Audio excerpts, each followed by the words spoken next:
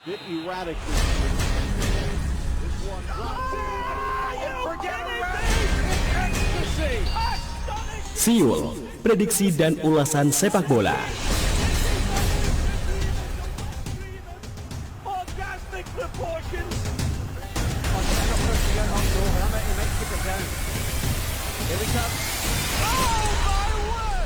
Kembali lagi untuk program Siul Prediksi dan Ulasan Sepak Bola, dan siaran kita sore hari ini juga bisa Anda saksikan melalui live streaming halaman Facebook RKB Official. Tinggalkan komentar di situ. Anda juga bisa bergabung melalui SMS dan WA di 0855 4 2009 112. Kita sapa dulu Bung Dirham, ada yang sudah bergabung. Aldo di Pesindon. Selamat sore Bung Dirham dan juga Bung Ozi. Iya, selamat sore. Apa kabar dengan MU, klub IPL yang lain pada menang, MU kalah sama Young Boys. Yang notabene-nya ini klub kecil. Jangan alasan karena kartu merah, skuad MU lawan Young Boy ini yang bukan tim besar ya, Ole Gunnar Solskjaer yang menurutku nggak pantas melatih MU. Keras sekali nih. Dan apa ya, klub besar yang banyak sejarahnya, di mana presentasi pelatih setelah kepergian Alex Ferguson yang paling buruk ini tampil di UCL adalah MU. Adalah Ole Gunnar Solskjaer ya, daripada yang lain. Dan semenjak bergulirnya UCL, ini belum ada juara UCL yang laga pertamanya itu kalah mainnya ya. Kalau aku sih pengennya MU yang latih ya Fabio Capello, Marcelo Lippi, Zidane, Jupp Heynckes. Kalau menurut Bung Dirham sendiri seperti apa ini? Wah. Udah cocok belum Ya Solskjaer ini? tadi sudah kita ulas sedikit Sedikit ya. ya. Tadi sudah kita sampaikan bahwa tapi Solskjaer ini sebenarnya pelatih yang cukup bagus juga, artinya ada strategi yang kemarin posisinya kan dia naik gitu kan, bersaing dengan Manchester City. Tapi sayang memang di akhir tidak beruntung MU. Artinya Solskjaer punya prestasi, bukan tidak punya prestasi. Tapi hanya mungkin karena pelatih besar untuk bisa seperti itu kan butuh waktu Proses, gitu. ya. Dulu Alex Ferguson di Aberdeen ya juga ada kalah-kalahnya lah. Tapi kemudian dari Aberdeen ke MU dia bangun itu pemain-pemain muda, dia naikkan dari ke tim senior, kemudian muncul beberapa, karena sebelumnya MU kan pemain-pemain tua nih, ada Brian Robson, ada banyak lagi ya. Setelah itu bergeser masuk ke eranya Ferguson, langsung juara Cup Winners kalau nggak salah, terus baru Liga Champions. Jadi ada proses lah. Kemarin juga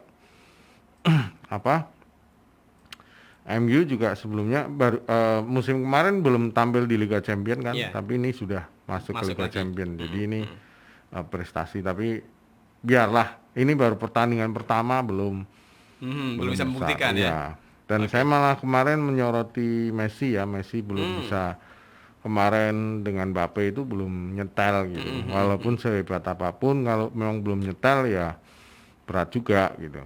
Yang Karena dibutuhkan selama tim ini ya. kan ya Neymar dengan Mbappe sudah lama, tapi masuknya Messi ini kan menjadi bisa memperkuat, bisa Justru memperburuk.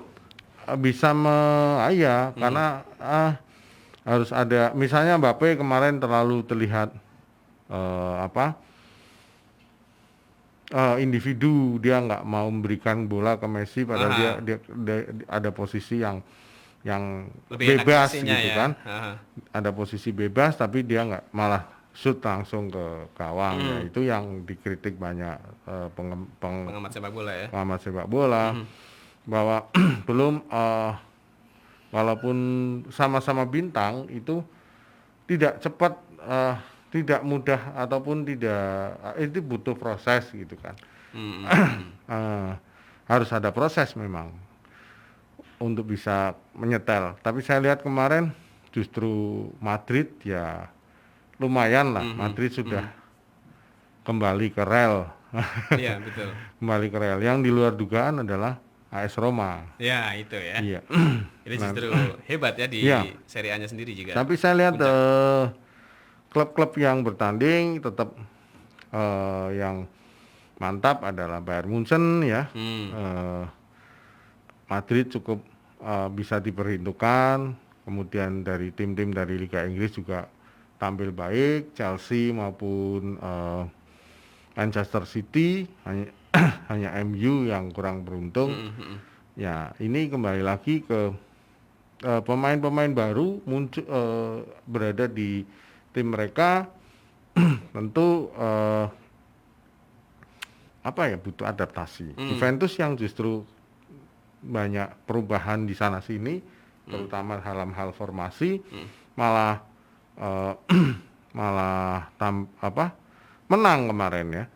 Dan yang justru menjadi sorotan adalah Ronald Koeman dengan formasi yang di luar kebiasaan patronnya dari yang dibangun oleh Johan Cruyff, kemudian diteruskan oleh Guardiola hingga Luis Enrique. Itu justru tidak nampak dengan menempatkan back di 3 pemain belakang, kemudian di depannya di gelandang diperkuat, tapi alhasil tidak maksimal dan lawan tim yang benar-benar kuat seperti Bayern Munchen, mereka terlalu mudah untuk dikalahkan gitu. Ya, baik. Dan sebelum kita bahas ke derby Londonnya Bung Diram, kira-kira berarti kalau menurut Bung Diram sendiri di kekalahan MU Liga Champions kemarin akibat karena pemain-pemainnya yang masih belum nyetel begitu Bung ya? Ya, salah satunya itu ya butuh proses lah. Baik. Biarkan waktu berbicara. Baik, nanti kita akan saksikan seperti apa ya pada akhir sebelum masuk ke babak knockout-nya. Nah, kembali lagi Bung Diram ke Premier League untuk matchday kelima ini yang mungkin kita akan soroti adalah bisa dibilang big match Tottenham Hotspur versus Chelsea ya. Di mana ini sama-sama satu kota. London berarti Bung Diram? Iya, derby London. Derby London ada Tottenham Hotspur versus Chelsea. Nanti kita bisa akan saksikan besok malam ya, malam Senin. Nah, kalau kita lihat klasemen sementaranya Bung Dirham ya, Chelsea ini masuk ke urutan kedua di bawah MU dan Tottenham ini di urutan ke-7. Nah, kira-kira jalannya pertandingan nanti yang akan berlangsung akan seperti apa, Bung? Ya, yang pertama ini Tottenham sebagai tuan rumah dalam kondisi yang tidak diuntungkan. Banyak pemain-pemainnya yang di barisan depan dan tengah yang cedera. Yang terakhir Son Heung-min ya. Kemudian ada Stephen yang dari Belanda, Brigwich. Terus Lucas Moura juga cedera. Ini juga satu problem. Pemain-pemain muda Tottenham ini diharapkan bisa menggantikan ini, tapi tampaknya sulit sekali. Walaupun ada Harry Kane ya, belum tentu kembali lagi nyetel. Tapi justru Chelsea walaupun sebagai tim tamu itu sangat berpeluang besar untuk melumat Tottenham ya, apalagi dengan adanya Lukaku di situ yang kemarin selalu mencetak gol ya. Ya ini Lukaku ini seperti Ronaldo, selalu mencetak gol, tetapi akankah dia bisa membawa Chelsea juara lagi? Ya itu yang pertanyaan besarnya. Nah, tapi Chelsea ini Thomas Tuchel itu dia melihat bahwa kelemahan dari anak asuhnya itu adalah striker yang bisa mencetak gol banyak gitu. Karena memang yang tajam gitu. Karena selama ini kan selalu dibagi nih pemain gelandang, yang 2 Jerman itu, kemudian Jorginho, terus beberapa pemain lagi yang pecah ya. Yang sementara di lini depan kemarin yang pindah ke Roma juga tidak begitu baik. Tapi justru di Roma dia mulai menemukan performanya. Di Tottenham, di Chelsea tidak begitu optimal, sehingga dia Tuchel menambahkan Lukaku untuk mengisi daya gedor yang di depan ya. Dan saya pikir masuknya Lukaku juga sangat-sangat efektif Bung Diram ya kalau di Chelsea pada musim ini. Cukup sementara masih cukup baik ya. Walaupun mungkin mencetaknya gol baru 1, tapi itu membawa 1 kemenangan itu jauh lebih penting. Mencetak gol 1 tapi menang itu jauh lebih penting daripada mencetak 2 atau 3 gol tapi kalah gitu kan. Nah, itu yang tim ini selalu dituntut untuk menang, terutama dari fans ya,